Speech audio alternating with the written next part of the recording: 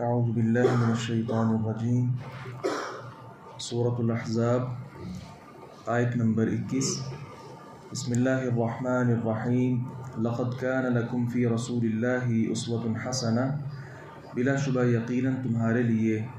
اللہ کے رسول میں ہمیشہ سے اچھا نمونہ ہے۔ لمن کان یرجو اللہ، اس شخص کے لیے جو امید رکھتا ہو اللہ کی، والیوم الآخر، اور آخرت کے دن کی، وذکر اللہ کثیرا، اور اللہ کو بہت زیادہ یاد کرتا ہو۔ اس آیت مبارکہ میں پیغمبر علیہ السلام کی ذات کو اسوہ، قدوہ اور نمونہ قرار دیا گیا کہ جس کی پیروی کی جاتی ہے، جن کے پیچھے چلا جاتا ہے۔ گزشتہ آیات میں منافقوں کا طرز ہم نے پڑھا ہے، کس طرح وہ جہاد سے پیچھے رہے، اور اللہ رب العزت نے یہاں انہیں ڈانٹ پلائی ہے کہ تمہارا فرض بنتا تھا کہ پیغمبر علیہ السلام اس موقع پر اگر اپنی جان تک نچھاور کرنے کے لیے تیار ہیں اور تمام تر تکالیف کو سامنے رکھتے ہوئے پھر بھی وہ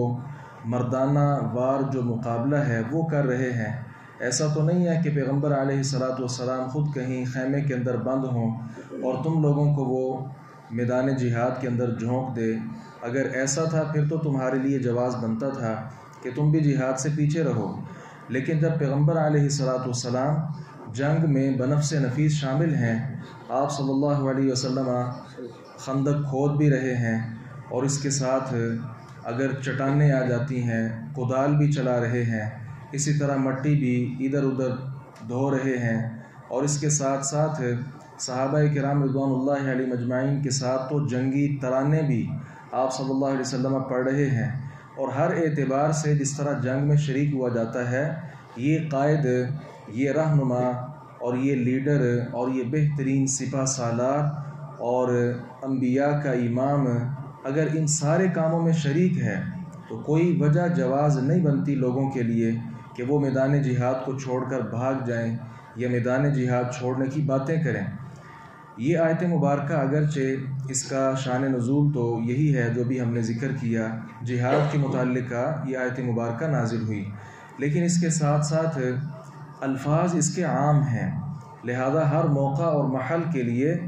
اس قرآن کریم کی جو آیت مبارکہ ہے اس کو لیا جائے گا۔ پیغمبر علیہ السلام کے تمام اقوال، آپ کے تمام افعال اور احوال میں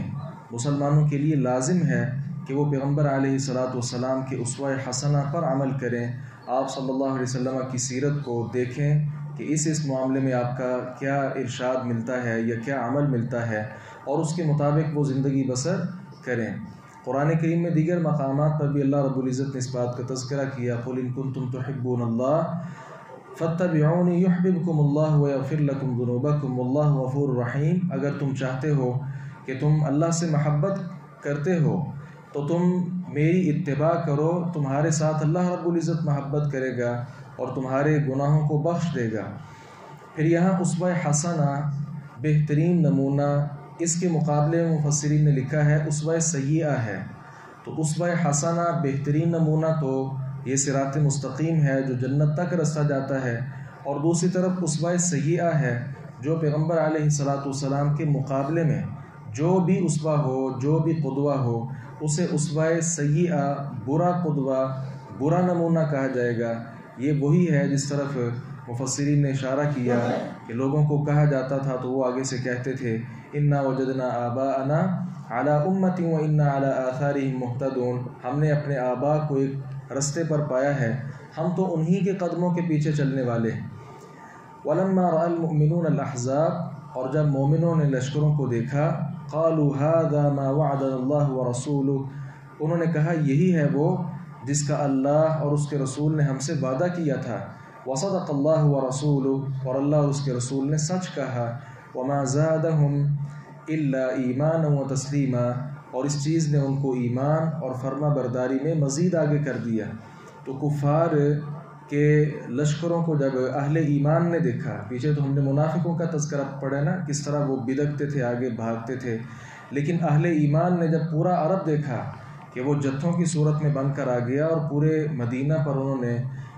حملہ کر دیا، یہ حالات جو نہایت سنگین ہو چکے تھے، اس وقت منافقوں کی حالت تو ہم پڑھ چکے، اہل ایمان کے متعلق اللہ رب العزت نے بیان کیا کہ جب انہوں نے یہ ساری حالت دیکھی تو ساتھ ہی کہنے لگے کہ یہ وہ وعدہ ہے جو اللہ اور اس کے رسول نے ہمارے ساتھ کیا تھا کہ پریشانیاں اور تنگیاں یہ تمہارے اوپر آئیں گی۔ تو یہ ساری صورتحال دیکھ کر نہ ان کی آنکھیں پتھرائیں اور نہ انہوں نے میدان جہاد سے بھاگنے کی باتیں کی، بلکہ وہ